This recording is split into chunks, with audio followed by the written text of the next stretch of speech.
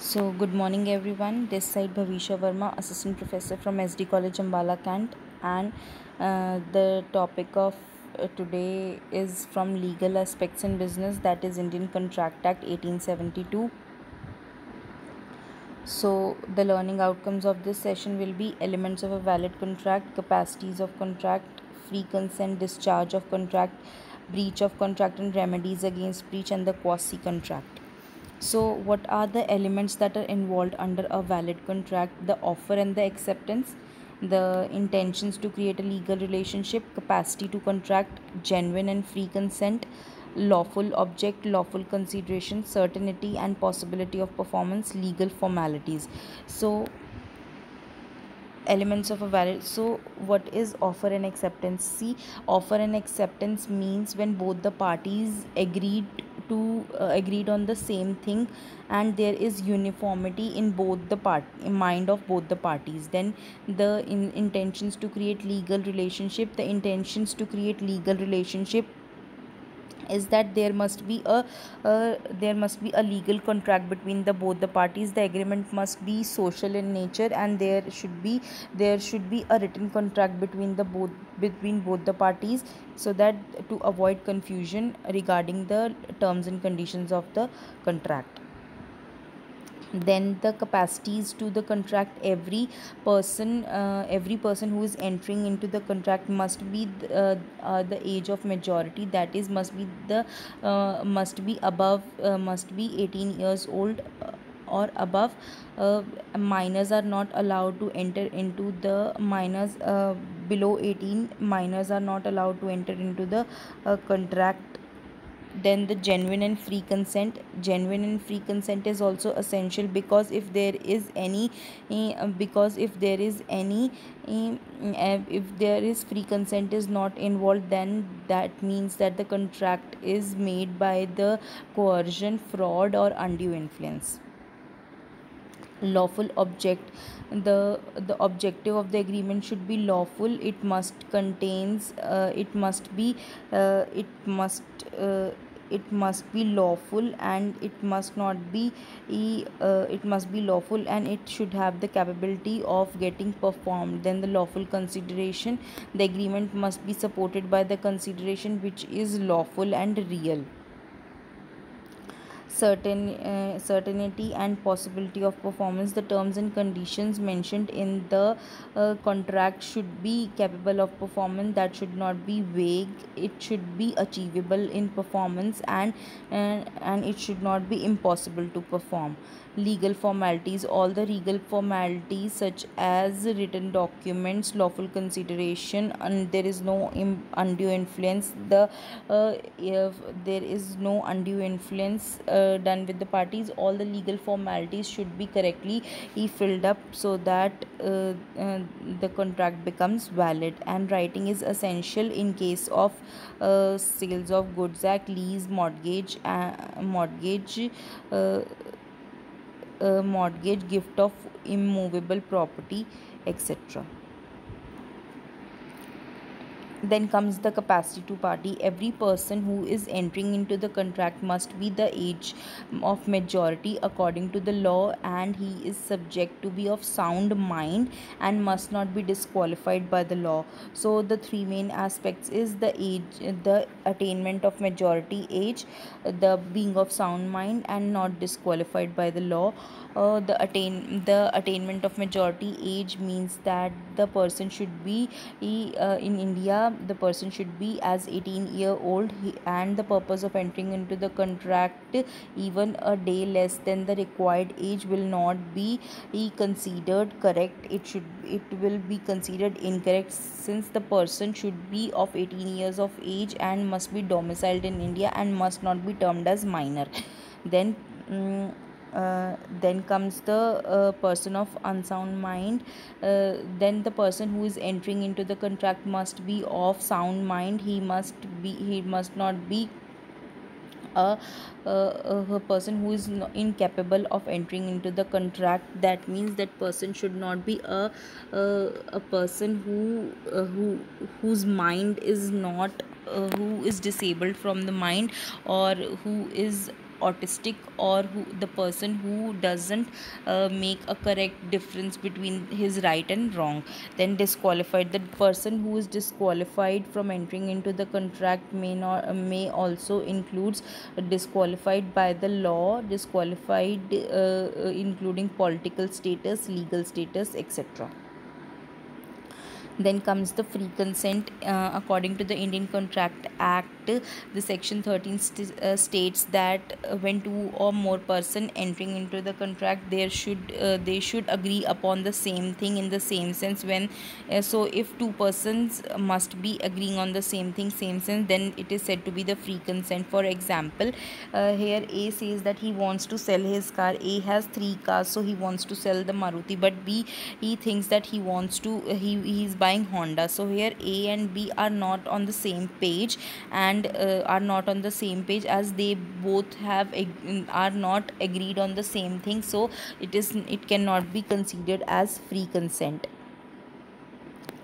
And then the factors affecting free consent are coercion. According to section 15, coercion means force, force to compel a person to enter into the contract.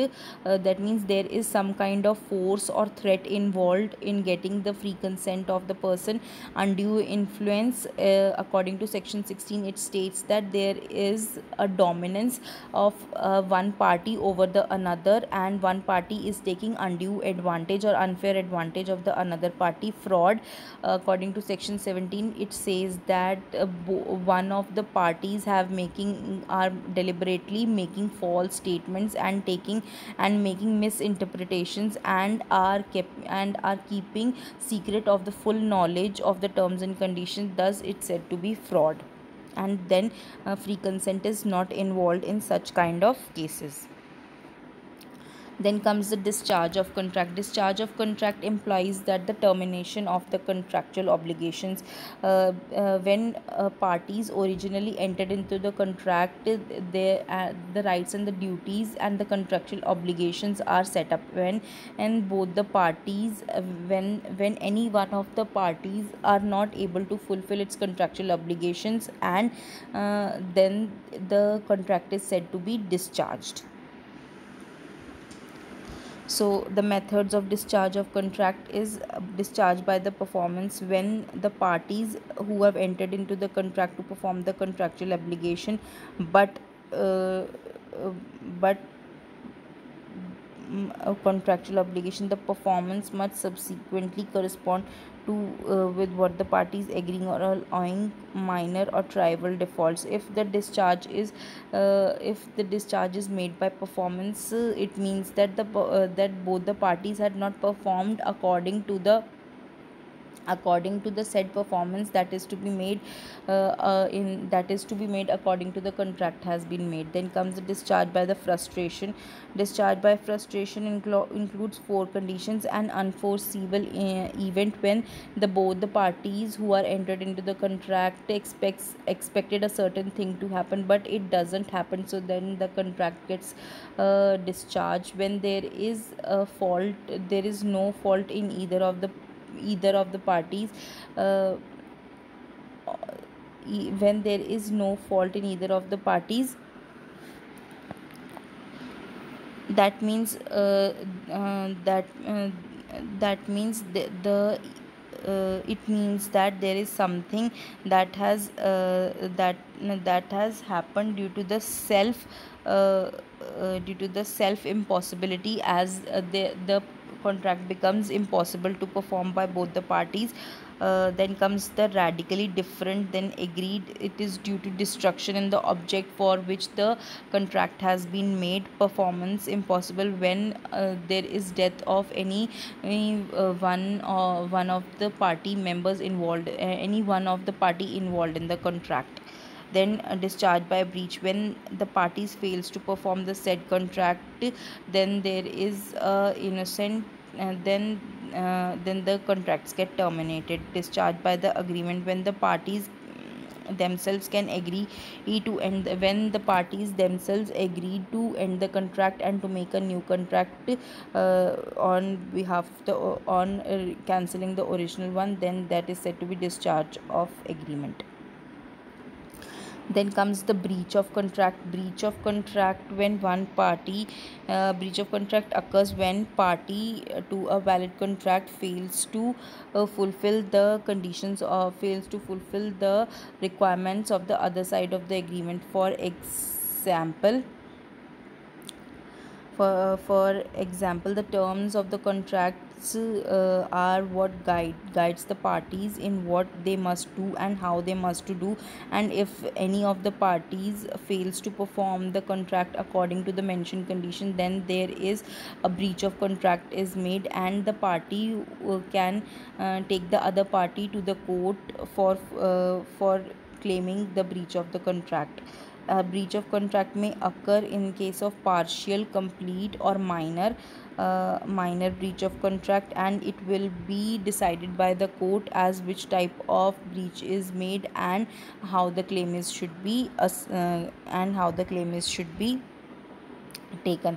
The anticipatory breach means when the breaching party tells the non-breaching party that they will not be able to fulfill the terms and conditions. When the one party tells the other party that they will not be able to fulfill the contract condition, then it is said to be anticipatory breach, and the other party is notified and they can sue for one first party for breaching the contract. Minor breach happen when the party fails to perform the small details of the contract. In that case, the entire contract has been violated and the performance gets affected. Then and there is a breach of contract. For example, wrong date, wrong price, and the typing within the terms of contract is termed as minor breach. Material and fundamental breach it these are the most common breaches cited on the basis of the breach of contract section. When this is when the when breach is so substantial that is essentially cancels the contract because it rendered performance by either of the party impossible. When there is impossibility in performing the contract, then it is said to be a material or fundamental breach. Then the remedies. The contract made between two parties, and if one party is fails to perform the consideration of or performs the contract of the other party fails to perform the contract of the other party, then it is said to be breach of contract, and the parties can claim the remedies such as money damages. They can resituate the whole contract and give a new date to perform to make the performance of the contract. Then comes the reformation. They can change the terms and conditions of the contract and make it for the performance, and they can allow the party to make a specific performance, or they can compromise on the specific performance by making special performance.